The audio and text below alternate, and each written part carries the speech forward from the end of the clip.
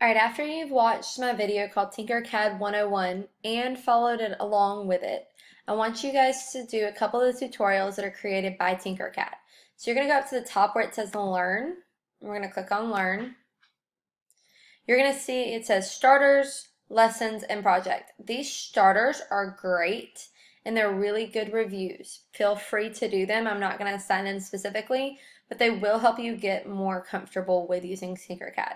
We're going to go over to projects, and I want you guys to do the first two, so Introduction to 3D Primitive Shapes and Let's Learn Tinkercad. They're similar to what I've already shown you in the last video, but it's going to help reinforce it and help you guys really learn all the things that you can do with them. After that, you're going to click See All Projects, and I want you to choose one of the following to do or to attempt. Some are really difficult and some are pretty simple. These are not for a grade other than to see that you did attempt them and do the best that you could. So feel free to try a difficult one. If you don't come up great, that's fine. I can help you with it and help you figure out what you did wrong or where you struggled. But these will walk you through step by step how to create some of these projects. So you're just going to choose any one, and you're going to let me know on Google Classroom which one you chose, and I'll be able to go in and see how you did with it. Let me walk you through with just the intro to primitive shapes what this is going to look like. You're going to read this description, and you're going to click on the name of the lesson. It's going to open you up to what looks very similar to your workspace. It is your workspace. But over here, it's going to have some prompts. You need to read through them. Some of them you have to scroll through and then click next. You're going to read through all of these. Some of them, like this one, is just information. Others aren't going to let you click next or want you to click next until you've actually done them. So like this one asks you, I want you to read these first, but it asks you how many boxes you count with the chair.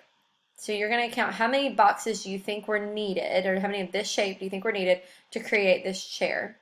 And you're going to answer it, and it's going to show you each way. So you can actually click on, so if you say I counted 5, click on 5 and it'll show you 1, 2, 1, 2, 3, 4. This could be 5 with a hole cut out of it. You click on 6, it's going to show you how you could have used 6. So showing you basically, essentially, there's many different ways to create the same thing in Tinkercad. Everybody's going to have a different approach. So I want you to read through and click on each of these, hit next, and you're going to follow this all the way to the end. I'm not going to walk you through it because you're going to do it on your own. But make sure you're actually reading. I will be able to go in and see that you guys did these, and I really do think they're very beneficial to your learning. So spend the next class period working through Introduction to 3D Primitive Shapes and Let's Learn Tinkercad. And then with whatever time you have left over, start on whichever project that you chose. And then from there, you'll have time during the next couple of classes to finish those projects and get really comfortable with Tinkercad before I assign your first project.